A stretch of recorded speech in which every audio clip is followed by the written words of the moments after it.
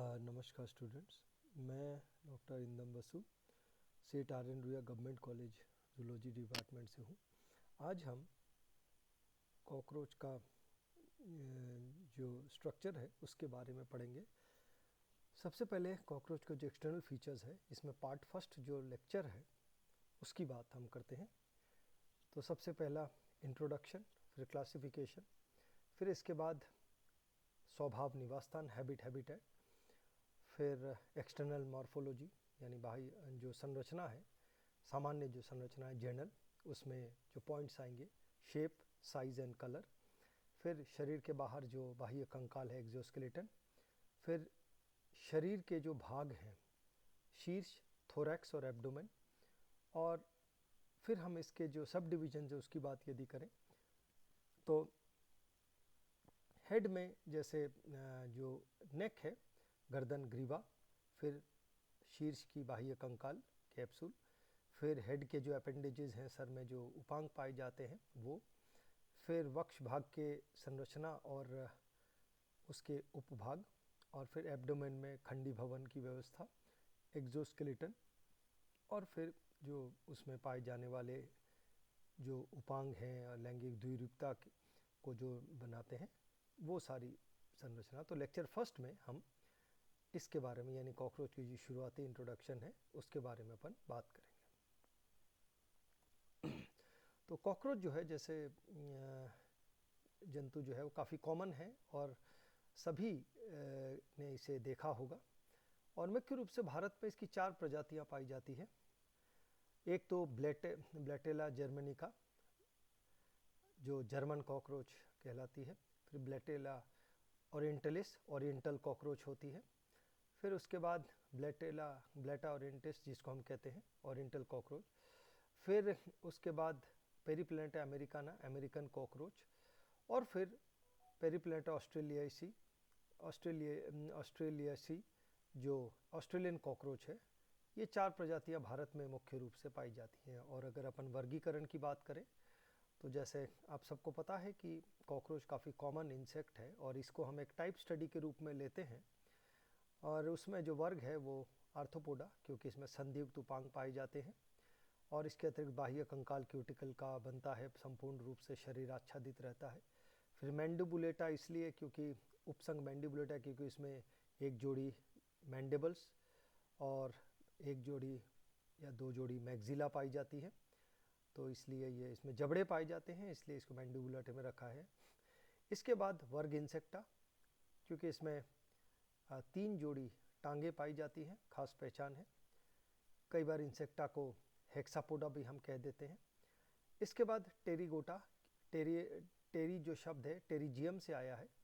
Pterygium जो शब्द है वो पंख से संबंधित है, तो इसलिए इन जंतुओं में पंख पाया जाता है। और उसके बाद विभाग या डिवीजन जो है ऑर्थोप्टेरा, और उसके बाद गण एक्सोप्टेरिगोटा, क्योंकि इसमें जो एक्सो मतलब बाहर, यानी जो पंख है वो बाहर मुकुलन के रूप में, मुकुल से उत्पन्न होते हैं, विंग बर्ड्स के रूप में शरीर के बाहर उत्पन्न होते हैं। और वंश जो है वो पेरीप्लैनेटर है। थोड़ा सा इतिहास की अगर अपन बात करें इस कॉकरोच की, तो सर्वप्रथम लीनियस ने 1758 में पेरीप्लैनेटा को जो है वो ब्लेटा अमेरिकाना का नाम दिया था। फिर 1773 में डिगियर ने इसका नाम बदल के पेरीप्लैनेटा अमेरिकाना जो है इस प्लैनेटा को हमने जो है वो ब्लेटा कैकिरेलैक जो है उसका नाम दिया, कैकेरेलैक नाम दिया, ब्लेटा कैकेरेलैक। और उसके बाद बर्मिस्टर ने इस कीट का जो वंश है उसका नाम पेरीप्लैनेटा किया, तब से ये नाम माना जाता है। और वास्तव में अगर देखा जाए तो पेरीप्लैनेटा जो कीट है वो उद्भव गृह जो है वो कटिबंधीय अफ्रीका में पाया, ट्रॉपिकल अफ्रीका में इसका उद्भव माना गया है। और जैसे कि नाम से व्यर्थ है अमेरिकाना, लेकिन ये अमेरिका में नहीं है, ये वास्तव में उष्ण कटिबंधीय अफ्रीका का जो है वो वास्तव में कीट है। और वर्तमान में ये संपूर्ण भारत एवं एक विश्वव्यापी कीट है। तो ये इसके जो वो थोड़ी सी जो नाम का इतिहास था। अब ये है पूरा का पूरा जो कॉकरोच है। और एक तरफ ये मेल जो है उसका पृष्ठ तल डोर्सल व्यू है और ये जो है ये फीमेल का वेंट्रल व्यू है। तो हालांकि दोनों लगभग एक समान होते हैं, लेकिन थोड़ा सा फर्क होता है। इसमें लैंगिक द्विरूपता पाई जाती है और वो लैंगिक द्विरूपता जो है वो उदर भाग के अंतिम क्षेत्रों में आती है। तो जैसे मैंने बताया, क्योंकि कॉकरोच जो है आर्थ्रोपोडा का सदस्य है, तो इसमें संधियुक्त उपांग है। इसमें जो इंसेक्टा इसलिए क्योंकि 3 जोड़ी पैर है, ये 3 एक साइड में, हर एक साइड में 3-3 जोड़ी जो पैर हैं। और इसमें टेरिगोटा इसलिए क्योंकि इसमें पंख पाए जाते हैं, ये अग्र पंख है, ये पश्च पंख है। और ये इसका सिर है, हेड है, जिसमें से 2 लंबी श्रृंगिकाएं निकलती हैं, एंटेना निकलती है। सर के दोनों पार्श्व सतहों पर, पृष्ठ पार्श्व सतहों पर 2 बड़े नेत्र पाए जाते हैं जो संयुक्त नेत्र होते हैं। और ये इसका जो ये भाग जो है पूरा का पूरा ये इसका वक्ष भाग है, यानी कीट जो है वो 3 भागों में बटा हुआ है। सिर, ये त्रिखंडीय जो वक्ष है वो, और फिर अंत में 10 खंडीय जो है वो मूल रूप से 10 खंडीय उदर भाग होता है। तो ये इसके कुछ मुख्य लक्षण हैं कीट के, और साथ में कॉकरोच के भी। और ये इसका फीमेल का है, थोड़ा सा फर्क है, तो खैर बाद में अपन इसको डिटेल में देखेंगे। तो ये इस जंतु का जो डायग्राम है। इसके बाद अब हम इसके स्वभाव एवं निवास स्थान पे आते हैं। जंतु जो है वो गर्म एवं गीले स्थानों में पाया जाता है, नमी युक्त स्थानों में पाया जाता है। और ग्रीष्म काल में, गर्मियों के समय, यह जो है कॉकरोच वो घर के बाहर सामान्यतः कचरे और लकड़ियों के ढेरों एवं नालियों के आसपास नमी युक्त क्षेत्रों में विचरण करता हुआ पाया जाता है। घर में यह कीट जहाँ पर नमी ज़्यादा होती है, जैसे रसोई घर, शौचालय, जलपान गृह, और जैसे गोदाम हैं अनाज के भंडार वाले, भंडार कक्ष, जलयानों में नाशक जंतु के रूप में ये कार्य करते हैं। और ब्लैटा ओरिएंटलिस के जो सदस्य हैं वो कुछ अपेक्षाकृत अधिक ठंडे स्थानों में पाए जाते हैं, जैसे सिंक है, बेसिन है, उनके आसपास, नहान घरों के आसपास, स्नान घरों के दरवाज़ों के आसपास जो दरार एवं कूट हैं उनमें छिपे हुए पाए जाते हैं। और अगर इसके आदत की बात करें तो यह एक नॉक्टर्नल जंतु है, रात्रिचर कीट होता है जो दिन के समय छिपा रहता है। और चूंकि इसका शरीर पृष्ठ अधर तल पे चपटा होता है, इसलिए ये कीट जो है वो दरवाज़ों के बीच में जो दरार पाए जाते हैं, दरवाज़ों और दीवारों के बीच में, वहाँ पर ये घुसने के लिए और रहने के लिए अनुकूलित होता है। और रात्रि के समय ये कीट जो है वो सक्रिय होकर भोजन की खोज में इधर उधर भागते हुए हम इसको देख सकते हैं।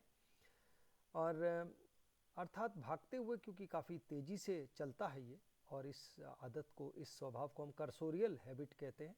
और इसकी स्पीड जो है वो काफ़ी तेज़ भी है, और 70 सेंटीमीटर से 130 सेंटीमीटर प्रति सेकंड की इसकी तेज़ चलने की जो गति है, सक्षम है वो स्पीड में।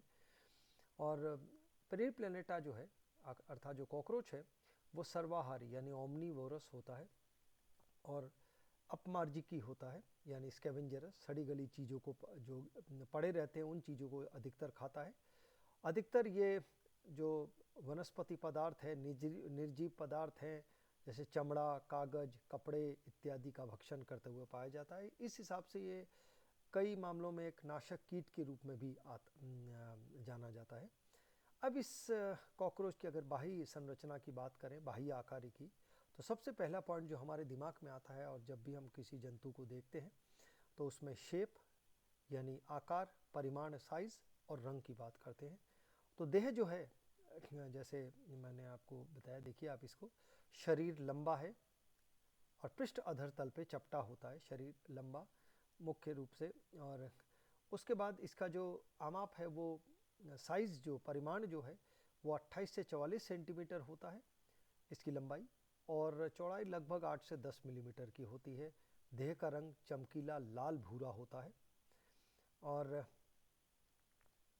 शरीर जो है वो द्विपार्श्व सममित सकरा शरीर होता है। और शरीर मुख्यतः जो बाहर से अगर अपन देखें तो इसमें एक चीज़ बड़ी स्पष्ट होती है, पूरा जो शरीर है वो चमकीला लाल भूरा, गहरा लाल भूरे रंग का होता है, लेकिन जो इस जंतु के पृष्ठ तल पे जो अग्रवक्ष है, अग्रवक्ष के पृष्ठ तल पे पृष्ठक, जिसको काफ़ी बड़ा होता है, विकसित होता है वो। और अगर हम उसकी बात करें तो थोड़ा सा मैं आपको बताना चाहूँगा, ये जो भाग आप देख रहे हो ये है वो पृष्ठक, प्रोनोटम हम इसको कहते हैं। अग्रवक्ष का जो पृष्ठीय कंकाल पट्टिका है उसको प्रोनोटम कहते हैं। बहुत काफ़ी बड़ा होता है, विकसित होता है ये। तो उसके ऊपर एक हल्के, ये सीमांतों पर एक हल्के पीले रंग का क्षेत्र पाया जाता है, जिससे इसकी खास पहचान होती है। और बाकी ये पूरा शरीर गहरे लाल भूरे रंग का होता है। तो वहाँ पर एक गहरे पीले रंग की पट्टिका पाई जाती है और उस पर 2 काले धब्बे पाए जाते हैं। तो ये इसके शरीर का रंग और साइज़ हो गया, शेप हो गया। अब इसके बाद नेक्स्ट जो है, अगर हम देखें तो शरीर का जो बाह्य कंकाल है वो संपूर्ण रूप से पूरे शरीर को बाहर से आस्तरित करने वाला क्यूटिकल आवरण होता है, जो काइटिन से बनता है। और पूरा शरीर जो है आर्थ्रोपोडा की तरह, संपूर्ण एक आर्थ्रोपोडा की भांति, ये कॉकरोच का भी जो शरीर है वो एक निर्जीव, कठोर, जोरदार भूरे रंग या संधिदार भूरे रंग के काइटिनी आवरण बाह्य कंकाल द्वारा आस्तरित रहता है। और वास्तव में ये जो कंकाल है ये अनेक कटकों से मिलकर बनता है, यानी कटकों या स्क्लेराइड्स या प्लेट्स से मिलकर बनता है। और कंकाल की जो बाहरी स्तर है उसमें क्यूटिकल पाया जाता है। बाह्य कंकाल का स्रवण जो है वो शरीर भित्ति की जो अधस चर्म है यानी हाइपोडर्मिस है वो करती है। तो ये पूरा शरीर जो है वो चारों तरफ से बाह्य कंकाल या आवरण से आस्तरित रहता है। कुछ हद तक सुरक्षात्मक भी शरीर को बल मिल जाता है। और साथ में जो शरीर के भागों की अगर अपन बात करें तो कॉकरोच का शरीर स्पष्टतः 3 भागों में बटा हुआ होता है मुख्य रूप से। एक तो सिर, हेड, एक वक्ष, थोरैक्स, और एक एब्डोमेन, उदर भाग। तो पहले हम हेड की बात करें। देह का जो अग्रभाग या सिर जो है वो छोटा त्रिभुजाकार होता है और शीर्ष जो है वो लंबवत अक्ष के साथ समकोण बनाता हुआ नीचे की ओर निरूपित रहता है। और शीर्ष जो है उसमें 6 भ्रूणीय खंड होते हैं जिनके संगलन से संपूर्ण शीर्ष का निर्माण होता है। और देखा जाए तो सिर जो है वो पृष्ठ तल से अगर हम देखें तो काफ़ी कम दिखाई देता है, उसका काफ़ी कम क्षेत्र दिखाई देता है।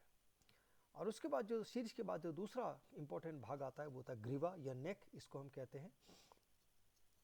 और नेक जो है वो ग्रीवा छोटी एवं सक्रिय होती है और सिर को वक्ष भाग से जोड़ती है।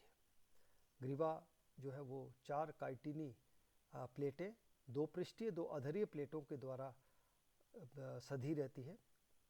और ग्रीवा की जो मांसपेशियां हैं वो शीर्ष को विभिन्न दिशाओं में घुमाने में सक्षम होती है। अब शीर्ष के बाह्य कंकाल की बात करें तो यह पूरा जो शीर्ष है वो एक संपुट में बंद होता है, हेड कैप्सूल होता है। उस चारों तरफ शीर्ष की एक हेड कैप्सूल पाया जाता है जो कई प्लेटों से मिलकर संयुक्त रूप से बनता है। और शीर्ष प्लेटों के परस्पर जुड़े रहने से जो शीर्ष की सतह पर जो धारियां हैं उन्हें सूचर कहा जाता है। और अगर शीर्ष की ऊपरी भाग करें तो ये 2 अधिकपाल प्लेटें इसमें पाई जाती है, एपिक्रेनियल प्लेट्स होती है, जो सामने की ओर उल्टे वाई के अक्षर की तरह जुड़कर एक सूचर या सीवन का निर्माण करती है। तो ये इसे हम एपिक्रेनियल सूचर या अधिकपाल सीवन हम कहते हैं।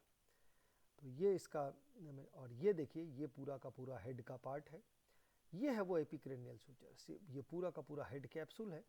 और ये है वर्टेक्स या एपिक्रेनियम पूरी की पूरी। और ये जो उल्टे आकार का उल्टे आकार का जो वाई देख रहे हो, तो यहाँ पर ये प्लेटें जो है वो जुड़ी रहती है सिर के सामने। तो ये वाला तो है सामने से एंटीरियर व्यू हेड का। और ये है जो है वो पीछे से पश्च भाग से दिखता है।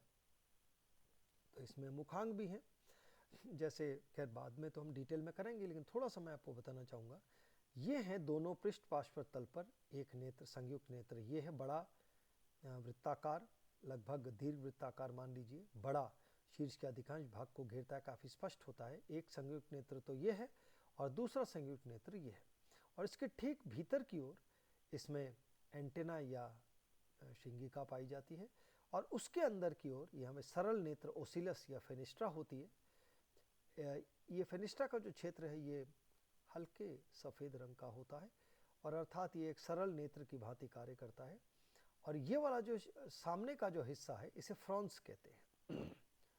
तो ये फ्रॉन्स वाला भाग है और उसके ठीक नीचे एक चौड़ा आयताकार एक क्लाइपियस भाग होता है और उसके ठीक नीचे इसमें ऊपरी ओष्ठ या सबसे अग्रस्त मुखांग जो है वो लेब्रम पाया जाता है।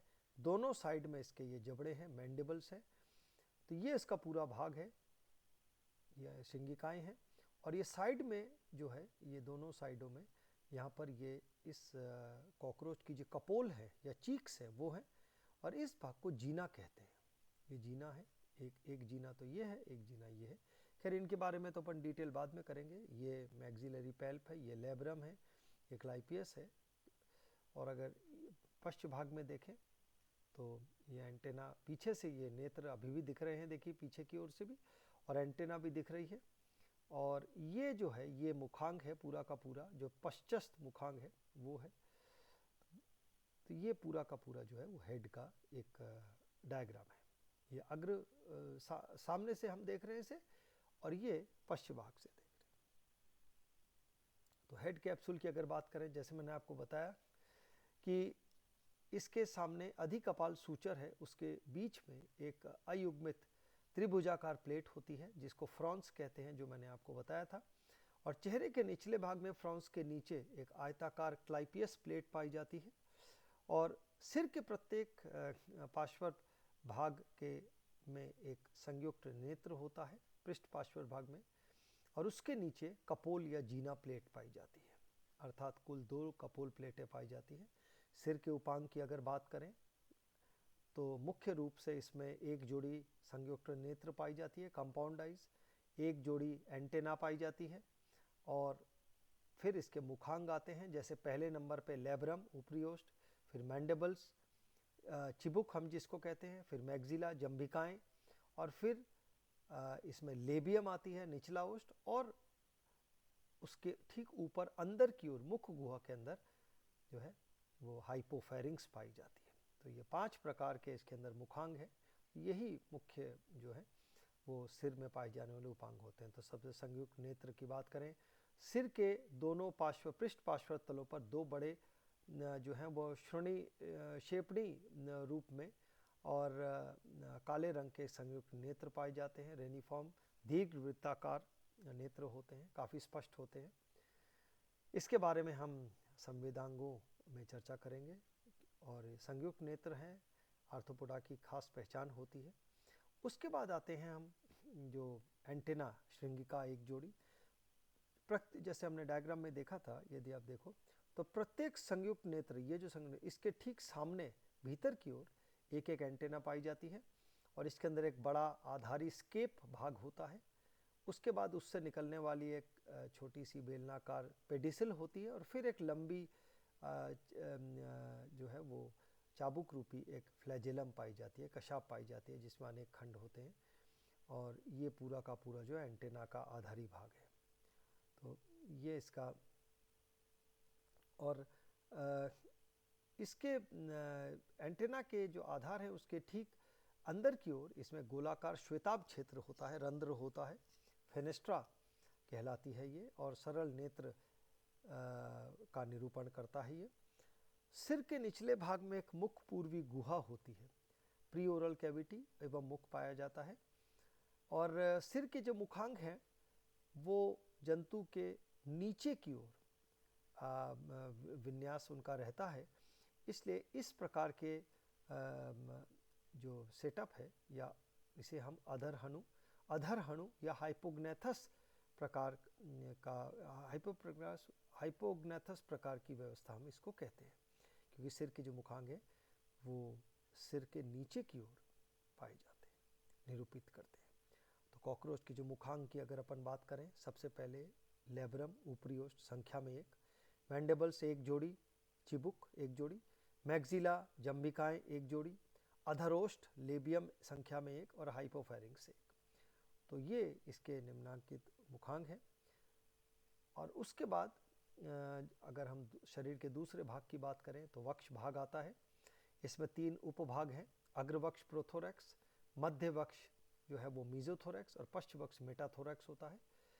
प्रत्येक वक्षीय खंड के बाह्य जो कंकाल है उसमें एक पृष्ठक टर्गम पट्टिका या प्लेट पाई जाती है, जिसे नोटम हम कह सकते हैं, टर्गम पृष्ठक, और अधर तल पर एक स्टर्नम या अधरक प्लेट पाई जाती है। ये 2 बड़ी प्लेटें हैं, पृष्ठक तो पृष्ठ तल पर और अधरक जंतु के वक्ष के अधर तल पर पाई जाती है। प्रोथोरैक्स प्रवक्ष अग्रवक्ष का पृष्ठक सबसे बड़ा होता है, इसे प्रवक्ष पृष्ठक कहते हैं, प्रोनोटम भी कहा जाता है इसे। और यह आगे की ओर बढ़कर जो जंतु की गर्दन है, ग्रीवा और सिर दोनों को कुछ हद तक ढक लेता है। और प्रत्येक वक्षीय खंड के अधर तल पर से 9 संधियों से युक्त 9 खंड युक्त एक जोड़ी चलन टांगे पाई जाती हैं। तो अर्थात 3 खंड हैं वक्ष में, तो 3 जोड़ी टांगे होंगी। और मध्य और पक्ष वक्ष जो है उन खंडों में पृष्ठ पार्श्व तल से एक एक जोड़ी पंख उत्पन्न होते हैं। ये जो ब्लैटा ओरिएंटलिस जो कीट है, इसके मादा में पंख नहीं पाए जाते। शेष सभी कॉकरोच के प्रजातियों में मध्य वक्ष और पश्च वक्ष खंडों के पृष्ठ पार्श्व तल से एक एक जोड़ी पंख उत्पन्न होती है। और वक्ष के पार्श्व प्लूरा पर 2 जोड़ी जो है वायु नाली रंध्र या स्पाइरेकल भी पाए जाते हैं। तो ये है एक जनरल लेआउट वक्ष का। ये इसका सिर है, गर्दन दिखेगा नहीं क्योंकि प्रोथोरैक्स का जो प्रोनोटम भाग है जो मैं आपको बता रहा था, बड़ा सा एक भाग होता है, वो इसको आगे की ओर सिर को भी ढक लेता है कुछ हद तक और गर्दन को भी ढक लेता है। तो ये सबसे बड़ा जो प्रोथोरैक्स का जो टर्गम प्लेट है जिसको हम प्रोनोटम कहते हैं। फिर उसके बाद मीजोथोरैक्स, फिर इसके बाद पश्चोथोरैक्स। और ये देखिए मीजोथोरैक्स से अग्र जोड़ी पंख यानी अग्र पंख उत्पन्न हो रहे हैं, फोरविंग जिसको हम कहते हैं। और मेटाथोरैक्स यानी पश्च वक्ष से पश्च पंख या हाइंड विंग उत्पन्न हो रही है। तो ये थोड़ा सा कोई जो वक्ष भाग की जो व्यवस्था है उसको दिखाने का मैंने प्रयास किया है।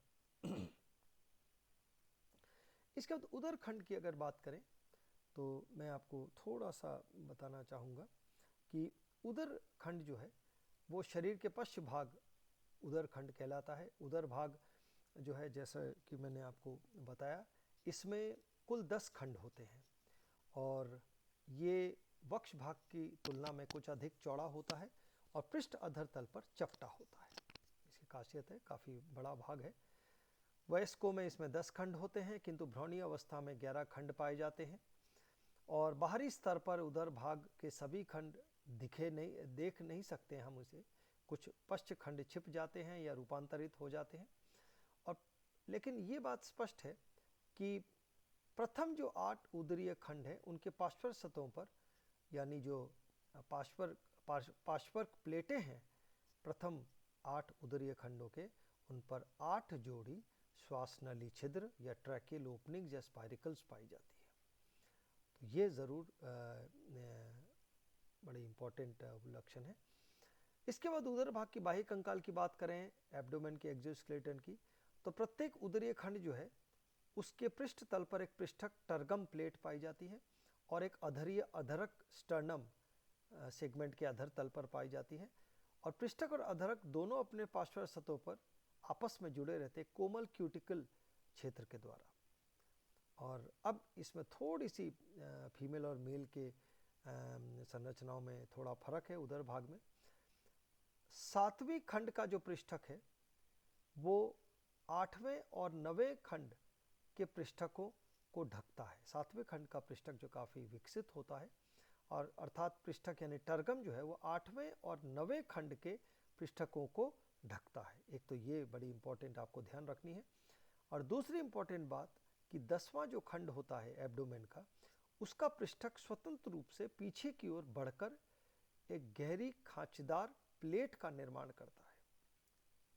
और 10वें खंड के नीचे 4 गुद पट्टिकाएं पोडिकल प्लेट्स पाई जाती हैं और इनके मध्य में गुदा खुलती है। और इन चारों प्लेटों के पृष्ठ तल पर अधिगुहिक एपिप्रोक्ट, अधर तल पर अधगुदक हाइपोप्रोक्ट और 2 पार्श्व परागुदक यानी पैराप्रोक्ट होती है। तो ये 4 प्लेटें हैं जिनको अपन पोडिकल प्लेट्स कहते हैं, और इनके मध्य में जो है गुदा खुलती है। तो इनमें से देखिए, फिर थोड़ा सा मैं आपको इम्पोर्टेंट चीज़ें बता दूं उदर भाग में, कि बाकी सारी चीज़ें तो ठीक है कि उदर भाग के पृष्ठ तल पर पृष्ठक टर्गम, अधर तल पर स्टर्नम, ये दोनों प्लेटें हैं, और इन दोनों के बीच में जो है वह कोमल क्यूटिकल का आवरण पाया जा रहा है। फिर दूसरा इंपॉर्टेंट लक्षण आपको ध्यान रखना है कि 7वें खंड का जो पृष्ठक है टर्गम जो है वो विशेष रूप से विकसित होता है, 9वें और 8वें खंडों के पृष्ठकों को कुछ हद तक ढक लेता है। तीसरी बड़ी बात कि 10वें जो खंड है उदर भाग का, उसका जो पृष्ठक है वो स्वतंत्र रूप से पीछे की ओर बढ़कर एक गहरे खांचदार प्लेट का निर्माण करता है।